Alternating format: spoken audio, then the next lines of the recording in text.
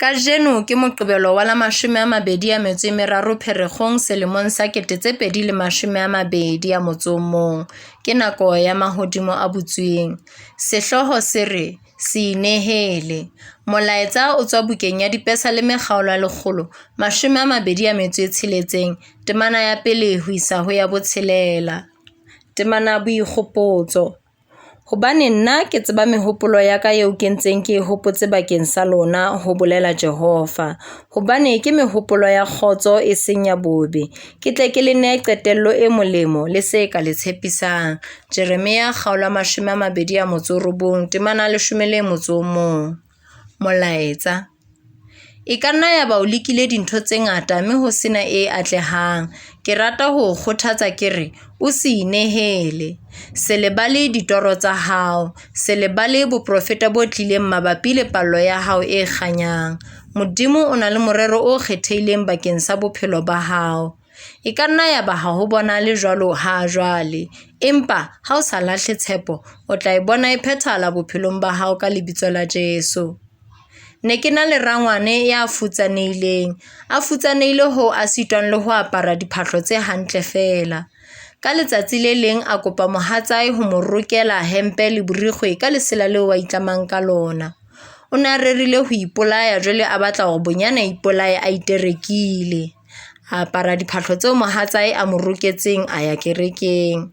A bina a tantsha hantle ho batho ba ileng ba mo ela hloko. O ne a batla hore tle re ha ba utlwa kapi ya hae ba tle ba re ao re ne re sa tsebe o ne a ketekela ho roha ha hae. Le ha ho le jwalo, Modimo o ne a ena le merero e meng.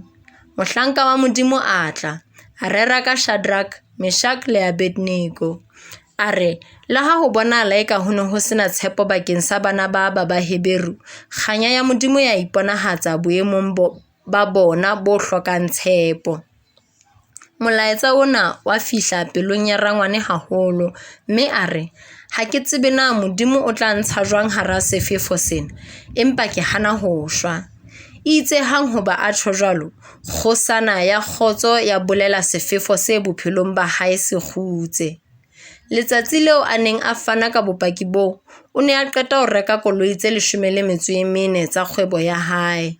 Nahana ha ne a sa inehetse, a ka ba ile a fetwa ke seo Modimo a mo reretseng sona.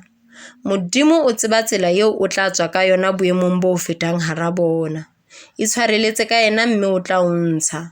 O re ho Isaiah kgaolo 43 temana 2, ha o tshela hara metsi ke tla ba le wena, ha o tshela dinoka di keke tsa o nka, le ha o feta hara mollo o keke wa tjha, le malakabe a keke a o tlabola.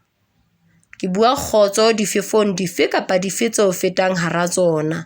Bakeng sa mehlodi yohle ya maswabi bophelong ba hao ke bea kganya hona jwale.